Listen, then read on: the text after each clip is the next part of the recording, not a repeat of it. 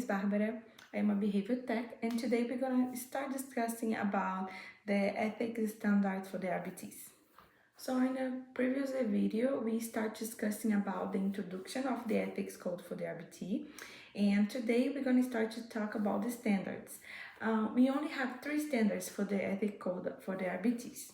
The first one is a section 1, which will discuss about general responsibility.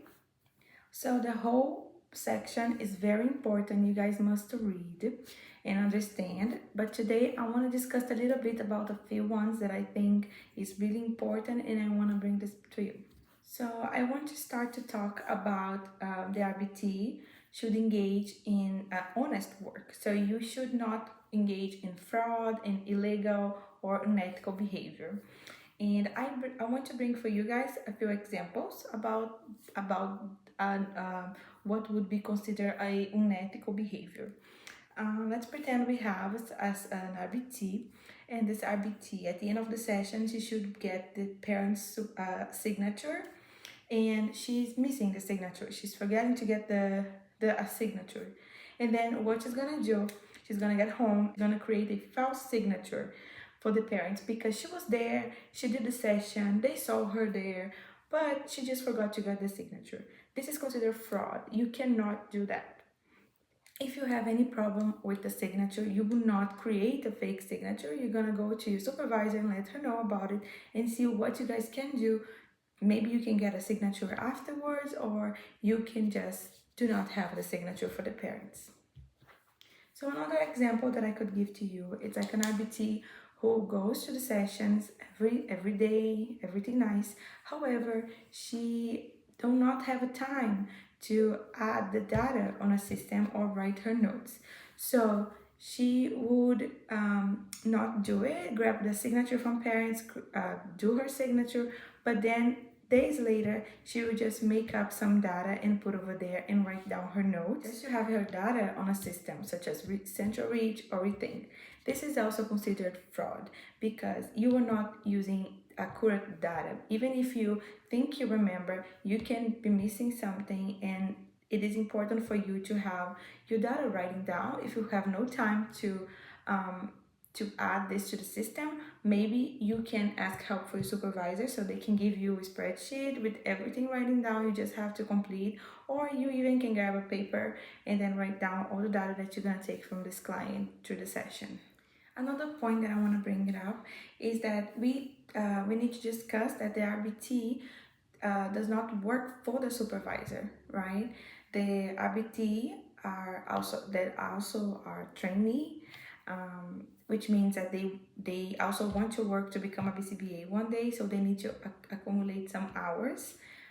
They need to have a separate contract with the supervision services, but we need to understand that inside the ABA, we have science as the main important thing. We follow what the science says. So there is a hierarchy inside between the BCBA and the RBTs, for example. So if you have the BCBA has more knowledge, science knowledge about ABA than an RBT, because they had to go through a different path to become a supervisor. The same way that an RBT also have more knowledge about ABA than a person who does not have the certification. So that's another point. You must have your certification to become an RBT. So you need to follow this hierarchy.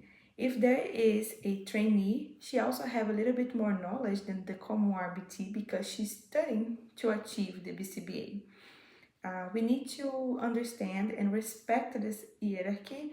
So I must follow the FSRBT, and I must the field support of the trainee, and we also must follow the supervisor because it's always a hierarchy. Everybody is following the line of knowledge, and who have more knowledge, it must be more respected in this case when you are working with a client. So you will not do follow a procedure that you think is more important if your supervisor or if your FSRBT, the trainee, tell you that is not correct because they have more science knowledge regarding to ABA than you do.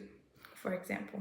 But at any point you do not agree with this hierarchy situation, you must talk to your supervisor about the trainee, or talk to the supervisor about how they are doing their work, and then you guys can work together as a team.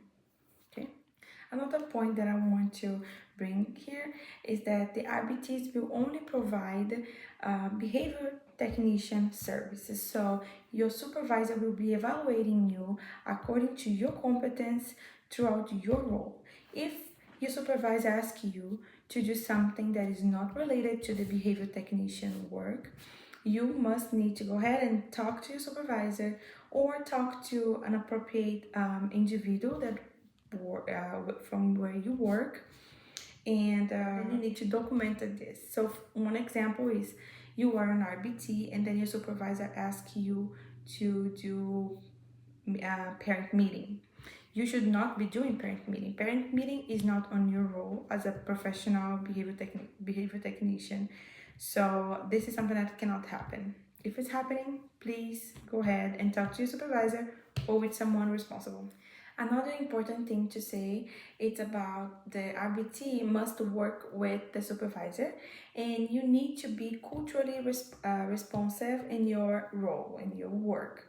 So you might be working with different cultures, age, disabilities, ethnicities, different genders, immigration status, relationship status, there's race, religion, sexual orientation. You will need to follow and remember the 4 principles of behavior analysis must follow. Then if you have any problem with any of these differences when you'll be working with a client, you must talk to your supervisor, and you might need to receive a different training to work with these differences that you are concerned.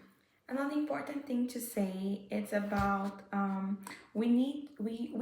everybody have their personal bias, but you need to be aware of this personal biases, and then you also need to understand that this can be challenged during your work. If you have any personal situation that might impact your work, you must be honest and you must talk to your supervisor about it, so you guys together can decide about what to do. Another important thing to say is that the RBTs must avoid multiple relationships with clients, with co-workers, with supervisor, of course, because it can actually result in conflict of interest and risk harm to the client. So if you feel like something's going on, you must talk to your supervisor to resolve it, and documenting these actions too.